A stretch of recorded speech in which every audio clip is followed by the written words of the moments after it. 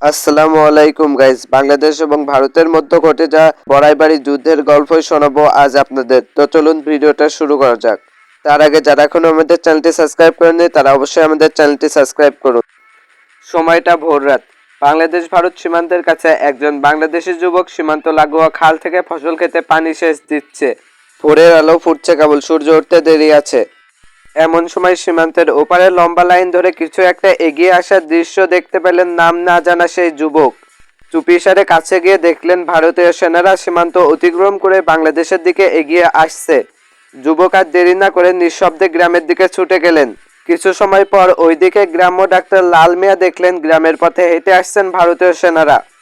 BDR camp কোন দিকে তাকে জিজ্ঞাসা করলে তিনি ভুল ডিরেকশন দিয়ে ছুটে যান বিডিআর ক্যাম্পের দিকে। ক্যাম্পে গিয়ে বিডিআর সেনাদের জানান যে ভারতীয় বাহিনী বিডিআর ক্যাম্প দখল করতে আসছে। বিডিআর সেনাদের পরামর্শ মতে তাদের সাথে গ্রামে গেলেন। এদিকে ভুল পথে গিয়ে আবার গ্রামের দিকে ফিরে আসছে ভারতীয় সেনারা। পরে ভারতীয় সেনারা বিডিআর ক্যাম্প খুঁজে নিয়ে এলোপাতাড়ি গুলি ছোড়ে। দেখে ক্যাম্পে কেউ নেই। ওরা ভাবলো বাংলাদেশের সীমান্তরক্ষী বাহিনী প্রাণের ভয়ে পালিয়েছে। এদিকে গ্রামে গিয়ে বিডিআর সেনারা গ্রামবাসীকে নিরাপদ আশ্রয়ে চলে যাওয়ার আদেশ দেয়। পুরো গ্রাম খালি করা হয় অল্প সময়ের মাঝে। এই বিডিআর ক্যাম্পে মাত্র 11 জন সদস্য ছিলেন। তারা দেশের মাটি অরক্ষিত রেখে পালিয়ে যাননি, জীবন বাজি রাখলেন দেশের তরে। রেডিও মারফত নিকটস্থ স্টেশনে খবর পাঠিয়ে সেই 11 জন গ্রামের বিভিন্ন অংশে পজিশন নিয়ে অপেক্ষায় রইল কখন ভারতীয় সেনারা গ্রামে পৌঁছায়। দুর্গম রাস্তার জন্য সাহায্য আসতে অনেক দেরি হবে। কিছু সাহসী তরুণ গ্রামবাসীও যোগ দিলেন বিডিআর এর সাথে।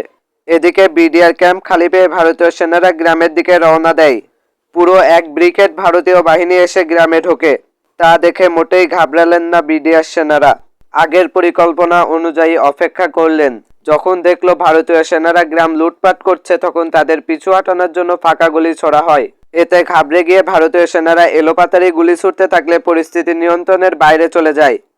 11 জন সদস্য 11টি ভিন্ন ভিন্ন স্থান থেকে গুলি ছুড়লে ভারতীয় বাহিনী ধরে নেয় তাদেরকে 3 দিক থেকে ঘিরে ফেলা হয়েছে। তারা অস্ত্রশস্ত্র ফেলে পিছু হাঁটে, ফেলে রেখে যায় নিহত সঙ্গীদের। এই খণ্ডযুদ্ধে 3 জন বিডিআর সেনা শহীদ হন।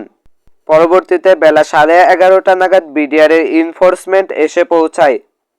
অফিসিয়ালি ভারতের হতাহতের সংখ্যা 16 বলা হলেও বিবিসি সহ আরও কয়েকটি আন্তর্জাতিক সংবাদ সংস্থা জানায় সংখ্যাটি 86।